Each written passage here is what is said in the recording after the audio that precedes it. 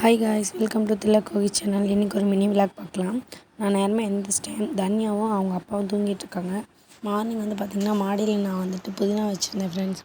அது பார்த்திங்கன்னா நல்லா தளன்னு இருந்துச்சு ஃப்ரெண்ட்ஸ். சரி இன்றைக்கி திலக்குக்கு பிரேக்ஃபாஸ்ட் புதினா சட்னியும் நெய் தோசையும் கொடுத்துடலாம் அப்படின்னு சொல்லிட்டு நான் நினச்சிட்டு இருந்தேன். சரின்னு சொல்லிட்டு புதினாவை கட் பண்ணலான்னு போனேன். ஆனால் எனக்கு கட் பண்ணவே மனசும் இல்லை. ஏன்னா அந்தளவுக்கு நல்லா வளர்ந்துருந்துச்சு. சரின்னு சொல்லிட்டு கட் பண்ணி எடுத்துகிட்டு வந்துட்டேன். நான் எனக்கு தேவையான அளவு மட்டும் கட் பண்ணி எடுத்துக்கிட்டேன். அதுக்கப்புறம் 2 பல் பூண்டு, வெங்காயம், தக்காளி இதெல்லாம் எடுத்துகிட்டேன். உள்ளே தூங்கிட்டு இருந்தனால வெளியே கட் பண்ணி எடுத்துகிட்டு போயிட்டு உள்ளே போய்ட்டு நல்லா தாளித்து விடலான்னு சொல்லிட்டு கடலை பருப்பு எல்லாம் போட்டு தாளிக்க ஆரம்பிச்சிட்டேன். அதுக்கப்புறம் கொஞ்சம் தக்காளியும் ஆட் பண்ணிக்கிறேன். தக்காளியும் ஆட் பண்ணி நல்லா வதக்கி எடுத்துகிட்டு அதுக்கப்புறம் புதினாவும் போட்டு நல்லா வதக்கிட்டேன். தேங்காய் போடுவாங்க. ஆனால் தேங்காய் போட சட்னி நிறையா வந்துடும். ஸோ எனக்கு கொஞ்சமாக சட்னி இருந்தால் போதும்னு சொல்லி நான் போடல. அடுத்து பார்த்திங்கன்னா வச்சுக்கோங்களேன், பால் சூடு பண்ணிட்டேன்.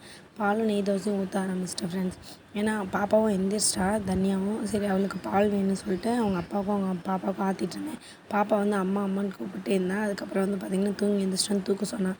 ஏன்னா அவள் எந்திரிக்கிறதுக்குள்ளே வேலையை முடிக்கணும்னு பார்த்தேன். ஆனால் என்னால் முடியல. அதுக்கப்புறம் பால் கவரை பார்த்துட்டு எடுத்து வச்சுட்டு உட்காந்துருந்தா. இருந்தாலும் எனக்கு பயம் தான். ஏன்னா போன வாரமே பாப்பா பால் ஊற்றி விட்டுட்டா.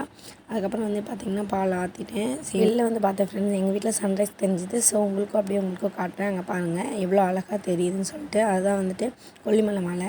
அதுக்கப்புறம் பார்த்திங்கன்னா அம்மும் தண்ணியும் எப்போ பார்த்தாலும் இந்த தண்ணியை போட்டு உழைப்பிகிட்டே இருப்பாங்க. அதை தொட்டு வேறு வாயை தொடச்சிட்டு இருந்தா தண்ணியாக. அதுக்கப்புறம் சரின்னு சொல்லிட்டு நான் தண்ணி மாற்ற ஆரம்பிச்சிட்டேன். இது எல்லாமே எங்கள் வீட்டில் போட்ட குட்டி தான். எவ்வளோ அழகாக இருக்குது பார்த்திங்களா. எனக்கே ரொம்ப எப்படி சொன்னால் நம்ம வீட்டில் இவ்வளோ குட்டி போட்டுச்சு அப்படிங்கிற மாதிரி இருக்குது. ஒரு 65 குட்டி இருக்கும் ஃப்ரெண்ட்ஸ். எல்லாமே மவளி குட்டிங்க தான்.